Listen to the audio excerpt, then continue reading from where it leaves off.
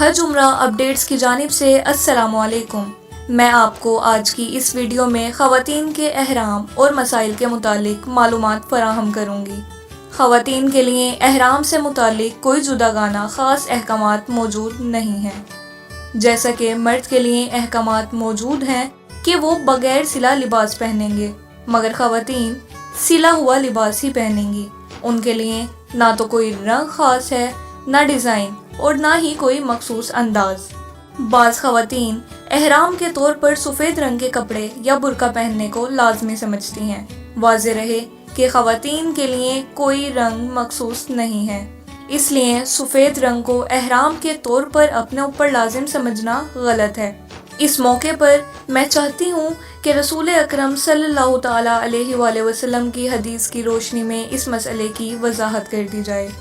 صحیح بخاری اور صحیح مسلم میں حضرت عبداللہ ابن عمر رضی اللہ تعالیٰ عنہ سے مروی ہے کہ وہ بیان کرتے ہیں کہ ایک شخص نے رسول اکرم صلی اللہ تعالیٰ علیہ وآلہ وسلم سے سوال کیا کہ اے اللہ کے رسول، جو احرام باندھے وہ کون کون سے کپڑے پہنے؟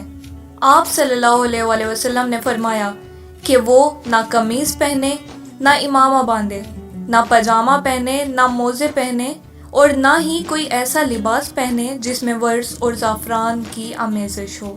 حضرت عائشہ صدیقہ رضی اللہ تعالیٰ عنہ کے فرمان کا مفہوم ہے کہ عورتیں حالت احرام میں نہ تو اپنا چہرہ ڈھانپیں اور نہ ہی کوئی ایسا کپڑا پہنے جس میں ورس اور زعفران کی آمیزش ہو۔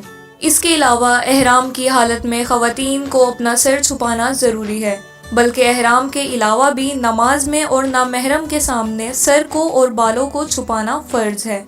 نامحرموں کے سامنے عورتوں کا اس طریقے سے آ جانا کہ سر کھلا ہوا ہو یا اتنا باریک دوپٹہ اوڑھا ہوا ہو کہ بالوں کی سیاہی چمکتی ہو، علاوہ احرام کے بھی حرام ہے اور احرام کی حالت میں سخت حرام۔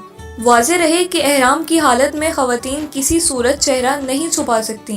اس کا قطعاً یہ مطلب نہیں کہ وہ بے پردہ ہو جائیں، بلکہ تاکید یہ کی جاتی ہے کہ خواتین نامحرموں کے سامنے اپنا چہرہ کسی آڑ کی صورت میں چھپا سکتی ہیں، کیونکہ چہرے پر کپڑا ٹچ کرنا منع ہے، اس لیے نقاب نہیں کر سکتی۔ اسی طرح حضرت عائشہ صدیقہ رضی اللہ تعالیٰ عنہ کے متعلق ہے کہ وہ سواری پر جا رہی تھیں، کسی مرد کی سواری گزرتی تو آپ کسی چیز سے آڑ کر لیتی۔ اس لیے خواتین کے لیے ایک مشورہ یہ ہے کہ ہاتھ میں کوئی کتاب یا گتا رکھیں۔ جب کسی نامحرم سے سامنا ہو تو اسے اپنے چہرے کی آڑ بنا لیں۔ جو باتیں احرام میں ناجائز ہیں، اگر وہ کسی مجبوری کے سبب یا بھول کر ہوں تو گناہ نہیں، مگر ان پر جو جرمانہ مقرر ہے وہ ہر صورت ادا کرنا ہوگا، یعنی کہ ایک صدقہ فطر کی مقدار خیرات کرنا یا کسی غریب مسکین کو دینا واجب ہو جائے گا۔